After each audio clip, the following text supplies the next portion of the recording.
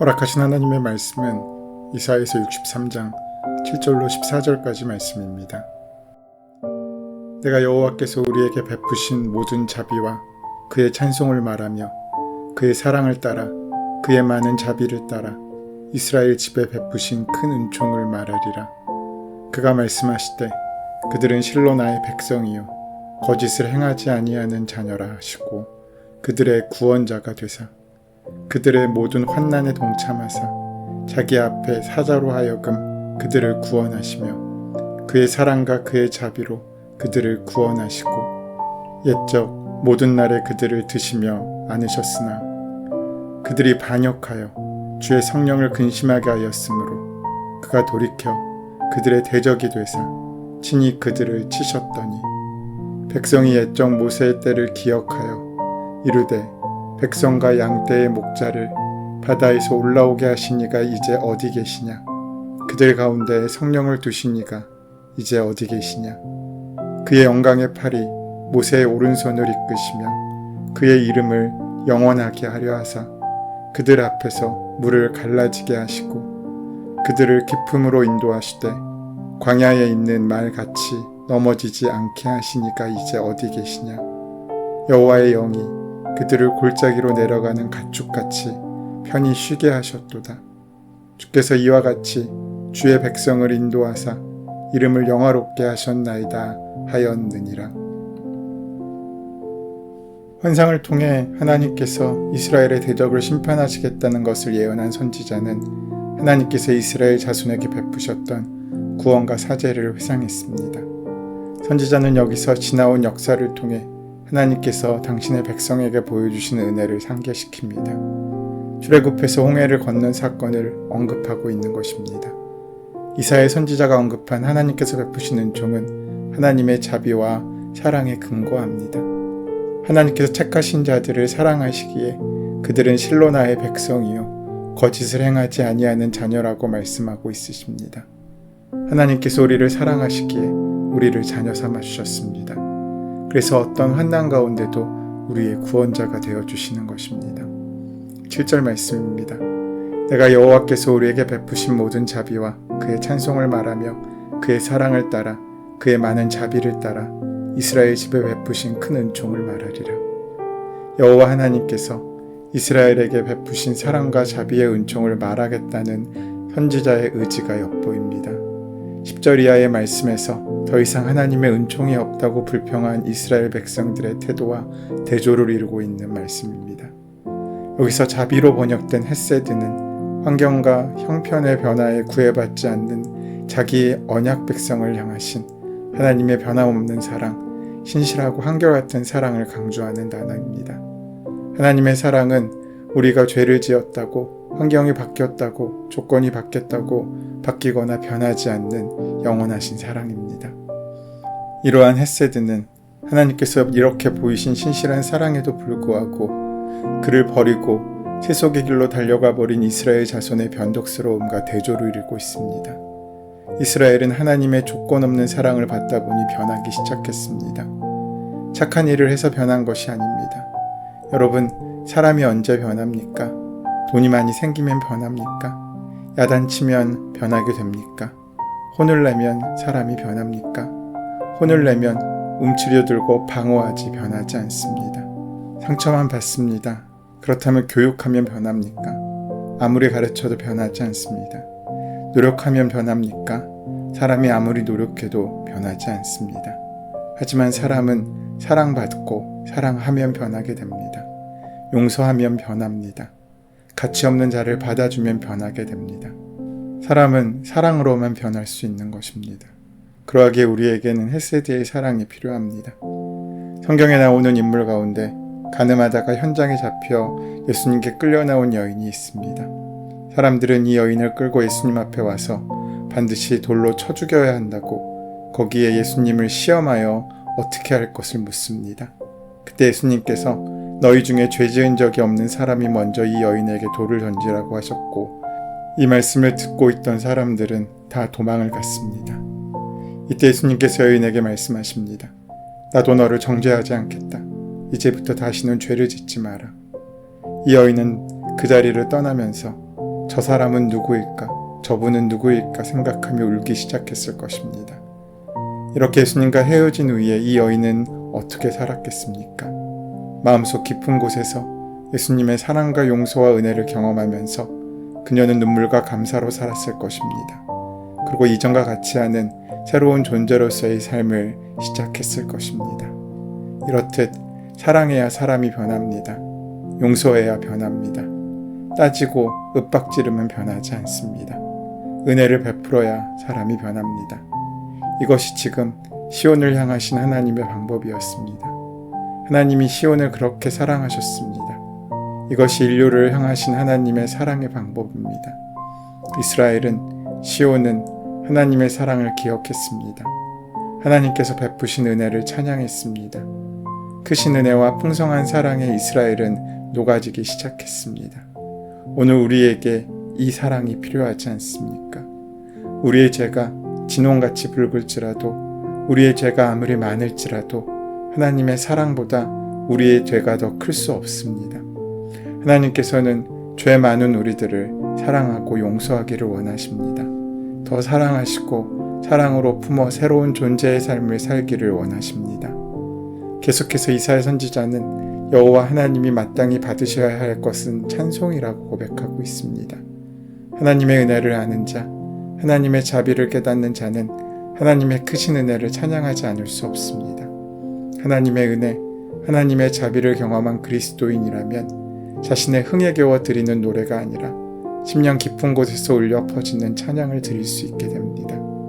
일생을 살아가면서 하나님의 은혜와 하나님의 자비에 감격하여 심령 깊은 곳에서 길어 올리는 찬양을 드리는 것은 그 무엇과도 바꿀 수 없는 은총입니다. 그런데 하나님의 사랑과 자비에 비해 이스라엘 백성들은 언제나 하나님을 버리고 불평, 불만 가득한 삶을 살았습니다. 그럼에도 불구하고 하나님께서는 언제나 당신의 백성이 당한 모든 환난을 마치 하나님 자신에게 가해진 해로 간주하셨습니다. 그리고 당신의 백성이 고통받는 것을 마치 하나님 자신이 고통을 당하신 것처럼 여기셨습니다. 애굽에서 노예 생활을 하던 이스라엘을 구원하심이 그들에게 공로가 있어서가 아닙니다. 오직 이스라엘의 처지를 불쌍히 여기신 하나님의 사랑과 자비에 근거한 것이라는 사실을 고백하고 있습니다. 8절에서 하나님께서 시온에게 너는 내 가족이다 라고 말씀하셨습니다. 하나님께서는 또한 너는 나를 속이는 자가 아니다 라고 말씀하십니다. 이 의미는 내가 너를 신뢰한다는 것입니다. 하나님은 우리를 믿어주십니다. 우리가 하는 것은 매번 배신임에도 하나님은 그때마다 우리를 믿어주십니다. 하나님은 또 내가 너의 구원자가 되어주겠다고 말씀하십니다. 그렇지만 인간은 어떻습니까? 이스라엘은 어떻습니까? 정반대의 모습이지 않습니까? 하나님께서 시온에게 행하신 일을 9절은 이렇게 말씀합니다. 그들 모두가 고난을 받을 때 그분도 친히 고난을 받으셨다. 천사를 보내 구하지 않고 그분이 친히 그들을 구해주셨다. 그들을 사랑하시고 가엾게 여기셔서 그들을 구하신 것이다. 긴긴 세월 동안 언제나 그들을 높이 드시고 안아주셨다. 이 말씀은 하나님께서 그들의 고난에 동참하여 주셨다는 것입니다. 내가 고난당할 때 말로만 함께 하시는 것이 아니라 진짜 그 고난에 찾아와 함께 감당해 주셨다는 것입니다. 말로 사랑하는 것보다 몸으로 사랑하는 것이 더 감동이 있습니다. 사랑하는 여러분, 하나님께서 우리를 사랑하시는 방법은 고난에 동참하는 사랑입니다. 하나님이 천사를 보내지 않고 친히 사람으로 오셨다는 것입니다. 그분이 바로 예수 그리스도이십니다. 하나님은 우리를 관념적으로 사랑하시는 분이 아니라 긍휼로 사랑하셨고 하루 이틀 사랑하시고 끝내신 것이 아니라 긴긴 세월 동안 우리를 고쳐주시고 안아주셨다는 것입니다. 여기서 안으셨다에 해당하는 단어는 없다라는 의미와 동일한 단어를 사용합니다. 마치 독수리가 자기 새끼를 견고한 날개로 업어 나른 것 같이 보호하셨다고 고백하고 있는 것입니다. 옛적 모든 날에라는 표현은 중단되지 않고 계속되는 날들을 의미합니다. 여호와 하나님께서 이스라엘 백성을 안아 인도하시되 단 하루도 빠짐없이 그들을 돌보시고 인도하셨음을 강조하고 있습니다. 이렇게 단 하루도 빠짐없이 돌보시고 인도해 주셨지만 이스라엘 백성은 오히려 하나님을 근심하시게 하였습니다.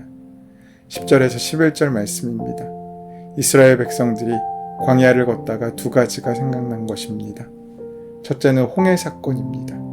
이스라엘 백성들이 앞으로도 뒤로도 땅속으로도 하늘 위로도 갈 수 없는 절체절명의 위기인 홍해 앞에 섰을 때 여차하면 애국 군대가 찾아오고 그 앞에는 강이 있어 빠져 죽을 수밖에 없는 그런 순간에 하나님께서는 홍해 바다에 길을 내시고 바로의 군대의 추격을 막아주셨습니다.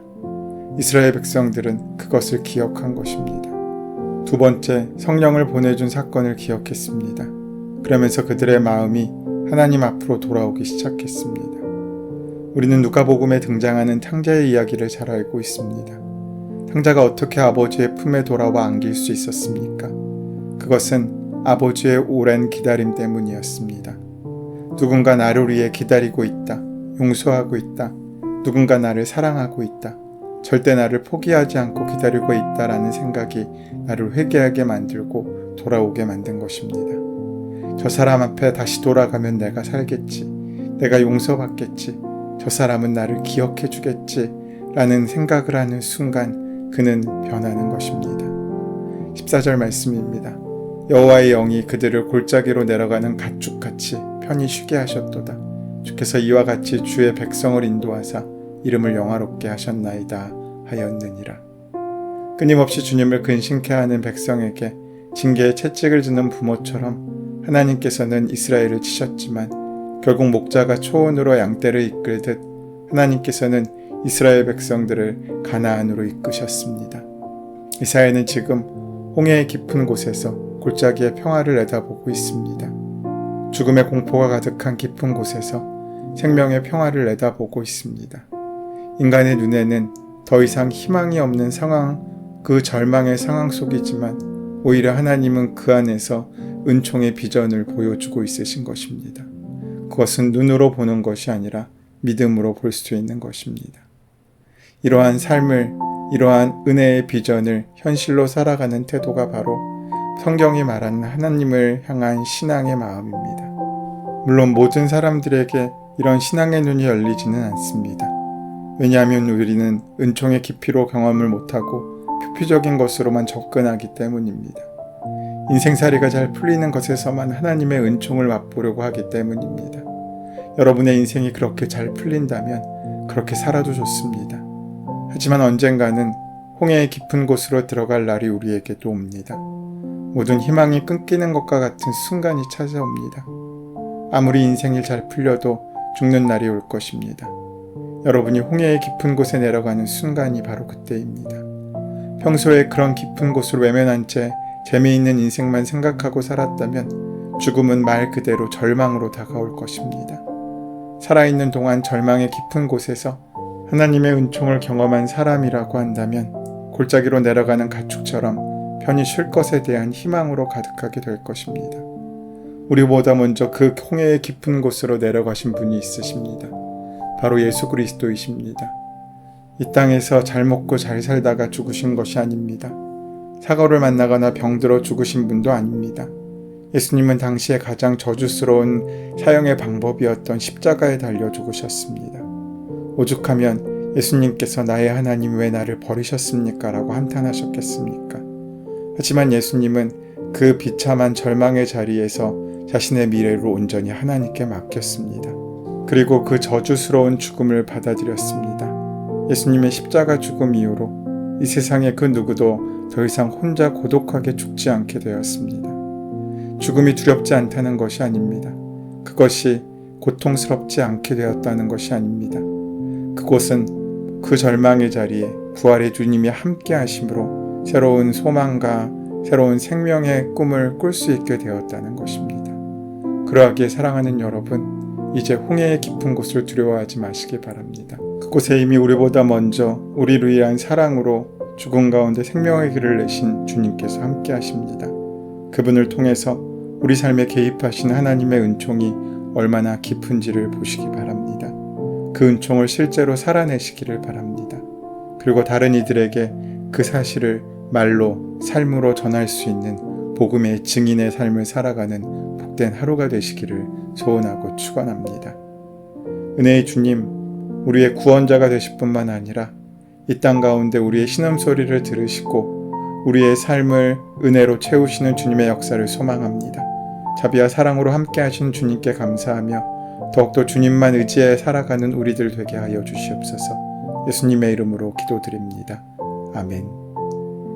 이제 오늘 이 아침 우리에게 허락하신 오늘 본문의 말씀이 지금 나에게 말씀하고자 원하시는 주님의 음성으로 만나질 수 있도록 본문의 말씀을 깊이 묵상하시고 함께 기도하는 시간 가지도록 하겠습니다. 함께 기도합니다.